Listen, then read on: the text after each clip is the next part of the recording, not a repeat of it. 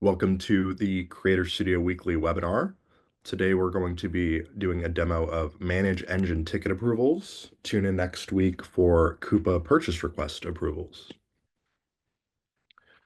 So for today's agenda, I'm going to review how to implement approval requests in ManageEngine Cloud using Moveworks Creator Studio. This is a fairly complex use case. We're going to be using a middleware layer, Creator Studio itself, and then obviously the ManageEngine API. And then after we step through that, we'll have a Q&A session at the end.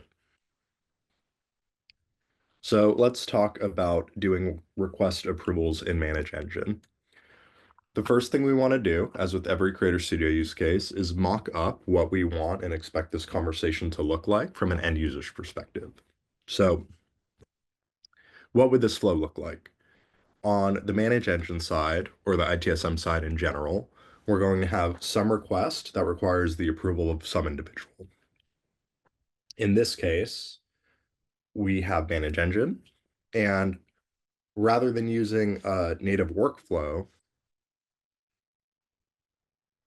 rather than using a native workflow or a webhook within ManageEngine in this case, a lot of systems don't actually allow that functionality. So we're going to implement a polling server in Python. And that polling server is going to be consistently polling our ManageEngine instance and looking for new approval requests. And when it sees a new approval request, we're going to want to kick off a message that we send to our end user, who is the approver. So we're going to proactively reach out to them. So this is going to be a Moveworks event in Creator Studio. And we're going to say, hello, you have a new approval request, and then give them some information about the ticket. And then we're going to want to allow them to either approve or deny that request. So in this example, Gwen approves the request, and then we're going to make a post call to our middleware layer, which is then going to surface that call to ManageEngine to actually approve the request on the ManageEngine side, and then we'll surface that success back to our end user.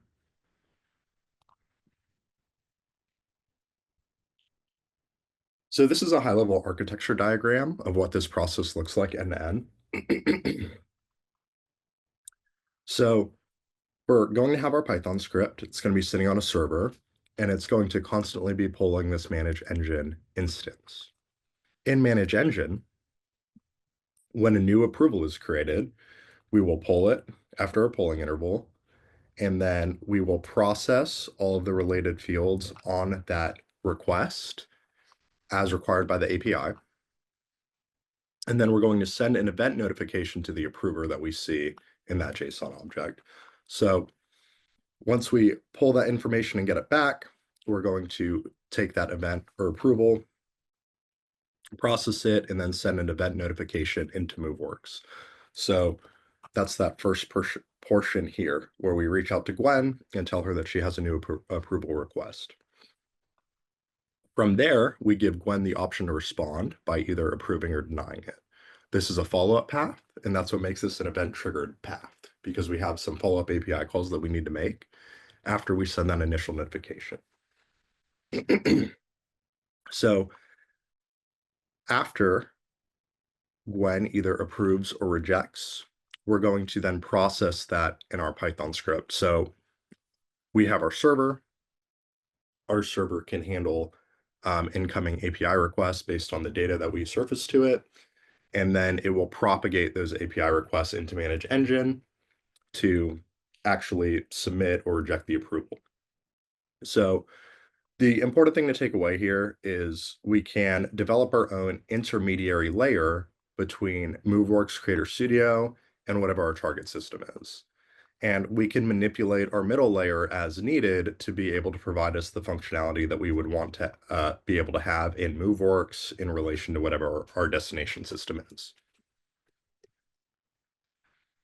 So the two main things that we need here is we need to have a ManageEngine instance and all the associated API information for that instance. So we need to generate a client ID, a client secret, some OAuth tokens, a refresh token, the URL, and then all the necessary API permissions that we need to perform these actions.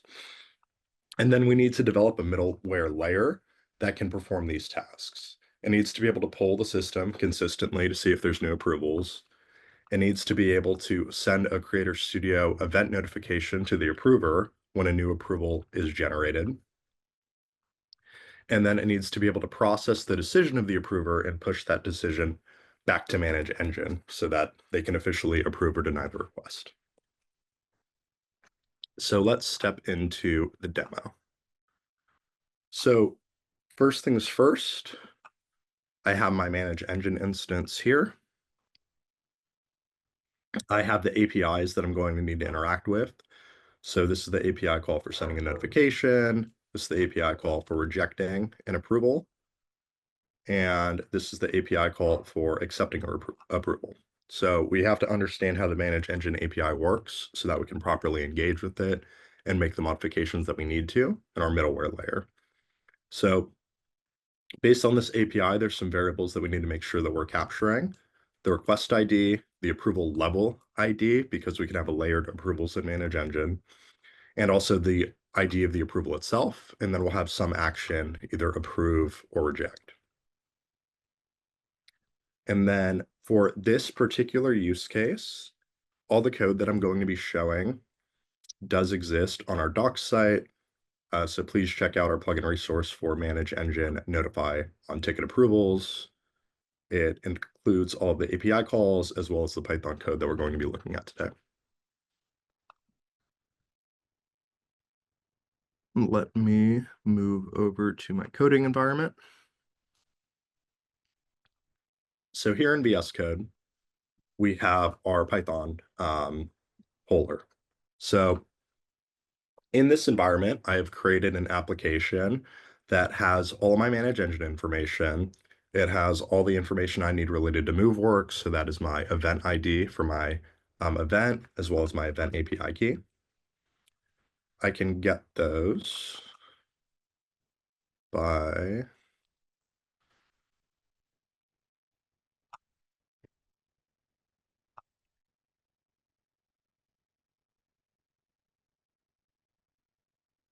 going to Creator Studio, going to events, and generating an event here, which I've done, as well as credentials.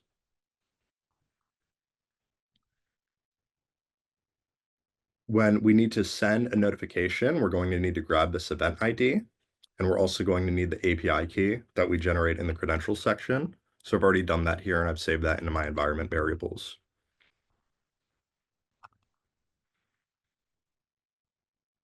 And on the Creator Studio side, what we need to do is we have slot information, we have the follow-up conversation that we saw in our purple chat builder, where we give them the option to action on the approval. So to get to this step, we need, again, our polling server. So you'll see in this in the terminal here that I have output because I'm constantly pulling this ManageEngine instance and I'm looking for approvals. So the way that this poller works is we have a SQLite database where it takes in all the approvals, processes them, and understands if they're pending or not. If they're in a pending state, we won't send out a notification. If they are not in a pending state, we'll send a notification via Moveworks Creator Studio. So I have all my authentication information for my ManageEngine instance. I have a lot of helper functions to make sure that I can make the API calls correctly and grab all the metadata information that I need from JSON objects that I'm passing back and forth. The most important part here, and the thing that we may want to do for many different Creator Studio use cases, depending on what we're trying to accomplish, is being able to pull the system.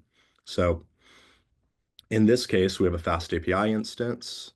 This instance is going to be continuously polling ManageEngine at an interval that we have set, and it's going to be hitting this requests endpoint to see if there are any requests that have been generated that have an approval as a portion of them, so have some approval workflow associated with them. If we see a request that has an approval workflow associated with it, there's a couple different fields that we need to get and a couple different API calls that we need to make to be able to appropriately gather all of the metadata information that we're actually going to need to allow the user to approve or reject it. So This logic is handling the manipulation of those JSON objects.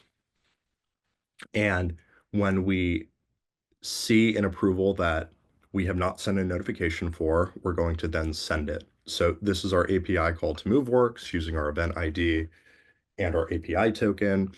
And these are our slots. So this is the metadata information that we're sending to Moveworks that we're going to need to use to manipulate the API. So we need the approval ID, the request ID, and the level ID. If we don't have these, at the API level, we can't say, this is the actual request that we want to approve that we've sent to this user. So we need these fields to be able to interact with the API in a meaningful way. On the server side, we have some post functions. So I'm using ngrok for the server here.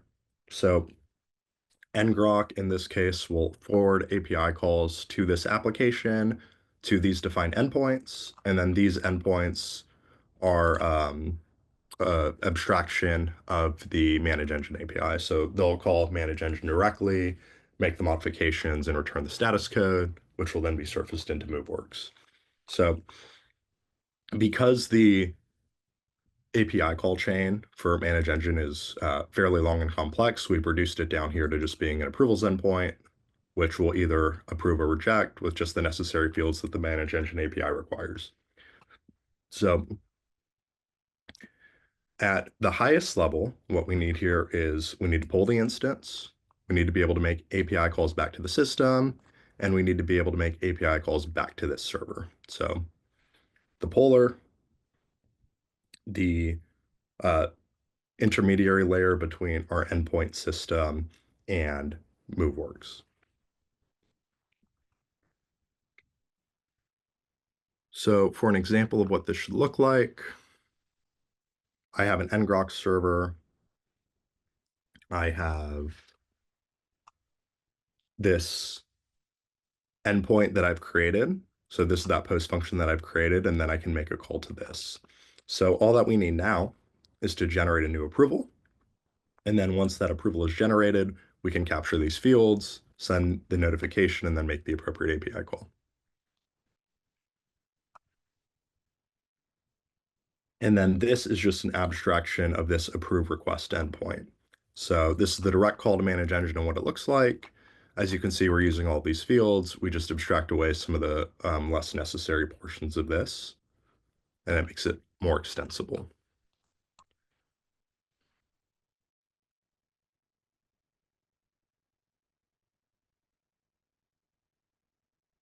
Okay.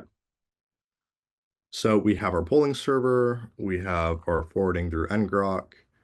Let's talk about the use case itself. So the first thing that we need to do is make sure that we have our slots configured. So these are the three parameters that we're going to need to be able to successfully make our API call. It's the request ID, the approval ID, and the level ID. These are three things that we need at the point where the path starts. So recall, we are doing an event-triggered path. So that first notification that we're sending out to the user, where we tell them that they have a new approval request, is the event. And then this follow-up where we serve them these buttons and allow them to interact with the API through the buttons is the path associated with that event. And if we don't have these fields, we won't actually be able to action on the specific approval that we reached out to them for. So this makes sure that we capture all the relevant metadata fields for the approval that we have sent the notification on. And then we follow up and ask them, how would they like to action this approval? So in this instance, they have three different options. They can approve, deny, or view details. In the event that they want to approve or deny, we need to make a call to our Python server. So if I edit this, you'll see I have a post request that mirrors what I had in Postman that I already confirmed is working. And this is my ngrok endpoint. So you would replace this with whatever your publicly available server URL is. And then this is the API endpoint that I've exposed to be able to approve or approve the request in this case.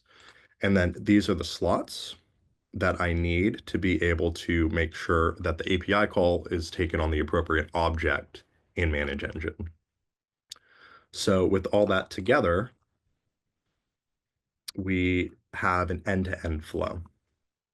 And then the important thing here, you should be able to test your endpoint in Postman, confirm that it's working with valid IDs. And then once you confirm that it's working in a tool like Postman or by doing a curl request, you can come in here and confirm again that it's working as expected. So in this case, we know that this is working as expected. We could just save it. And then we have a very, very similar flow for deny or rejecting an approval. So the base API structure is going to be the same, where we need the request ID, the level ID, and the approval ID. It's just that that final portion of the endpoint is going to be rejecting it. And then again, this is calling the ManageEngine rejecting endpoint that we see in their API logs. So in this case, I'm only launching it to myself because this is for a demo. And then I've already published this. So let's go into ManageEngine. I have some ticket. Please provide me an account in our CRM system. On this ticket, we have a lot of subsections. In this case, we're interested in approvals. So I'm going to go into approvals, manage approval, and select myself. And then I'm going to save this.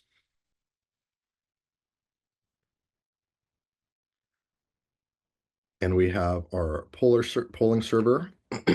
And we can see we have a new approval detected with an ID, and we're going to send a notification out based on that. When I look at my Moveworks bot, I can see that I did get this notification. So I can see the request ID, the approval level, and the current status, and I can decide to take some action. So in this case, I'm going to approve it.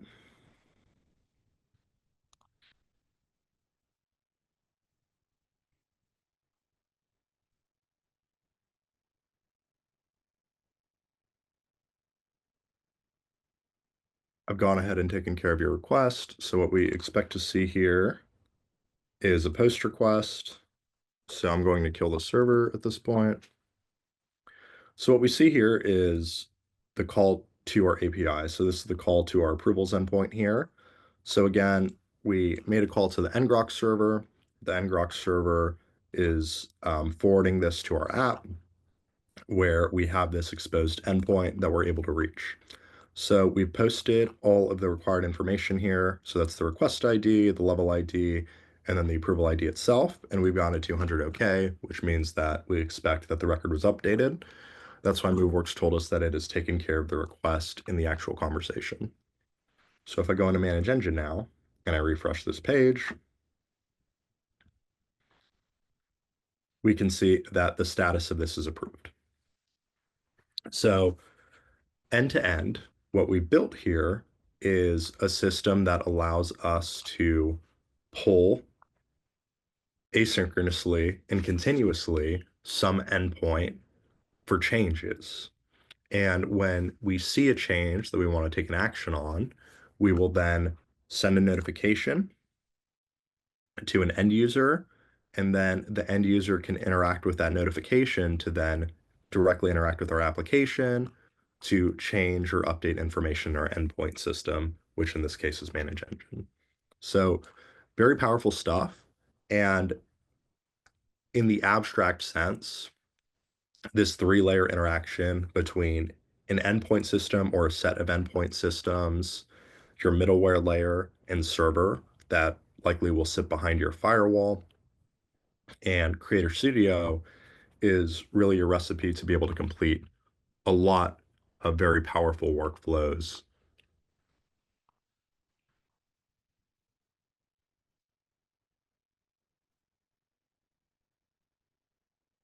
So that's it for a demo. Let's talk about how to learn more. I highly recommend checking out Moveworks Academy and getting a Creator Studio developer certification. Here you can check out guided training modules that cover all the key concepts and learning objectives. We have step-by-step videos detailing different key use cases in Creator Studio. And at the end, you could take a multiple choice exam to earn a certification that you can display on your LinkedIn. I also recommend checking out our documentation and developer community. Documentation for any questions that you may have or things that seem unclear and that you need additional examples of. We have a lot of examples on our site. And the developer community allows you to engage and interact with other developers or working on Creator Studio use cases for their organization, pick their brain about what they built, why they built it, and the function that it provides to end users. You can also interact with our product owners on there to ask questions about the roadmap and what's coming down the pipeline. And then I want to open it up for Q&A.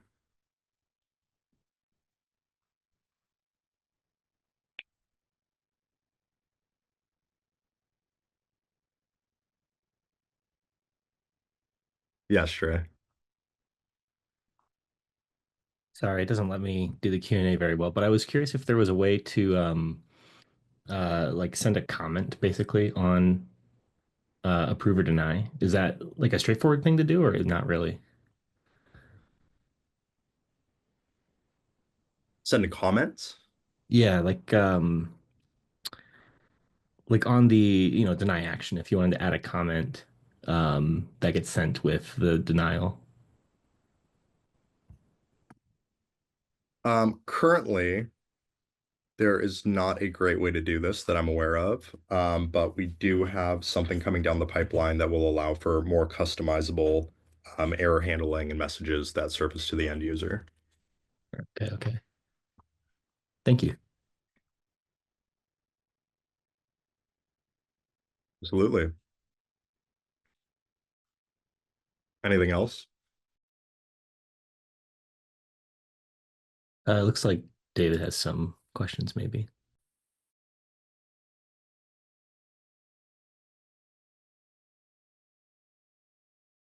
Okay. Um, this would work in ManageEngine on-prem. David, I'm just gonna go through your questions one by one. So, would this work in ManageEngine on-prem? As long as the API endpoints are available on the public internet or even behind your firewall, you should be able to get it to work. So the meaningful thing here is that we have some API endpoint that we can use to manipulate the data in the system. So as long as those are still available on the on-prem side, you should be fine to do the same level of manipulation. Follow-up, ManageEngine also sends an email to the approver. What happens if they respond to the email versus the bot? So since we're manipulating the information in the endpoint system, we get some response back. So when we submit this request, in this example, right, we saw that we got a 200 OK. So the bot response saying, I completed the action based on what you've asked for. So in this case, I've finalized the approval is based on this actual HTTP response code that we're getting back. So if they had approved it in email or in the system, it would not be a 200 OK. So the response that ManageEngine gives back when an approval has already been given and you try to approve it again is an error code saying this action can no longer be taken. So Moveworks would surface back an error in that case and say you can't action on this approval anymore. It's unable to be interacted with. And then in polling, what happens if the approver doesn't respond for an hour? Will we get repeat notices via the bot to approve the same ticket? So this one is really dependent on the actual polling logic that you configure. In this case, no, because what we're doing here is we're processing that we have sent a notification and then we're adding that to our database. So we basically have a flag that says, okay, for this particular approval with these IDs, we already send a notification. We're not going to send a follow-up one. If you're going to implement something like this, you would be able to send follow-ups if you wanted to by adding a timer or some like date created or time created stamp at the DB layer.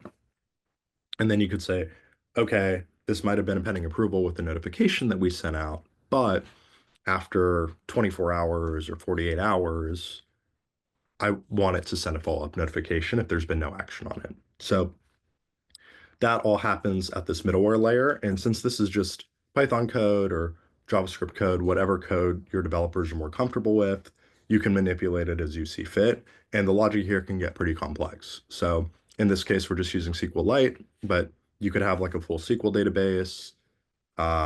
You could do this as like an AWS Lambda function. It can really be as complex as you want it to be.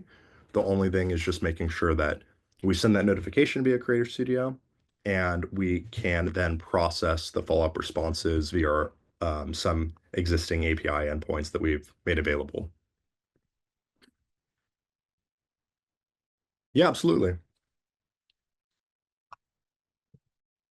Anything else? If not, we can end a minute or two early.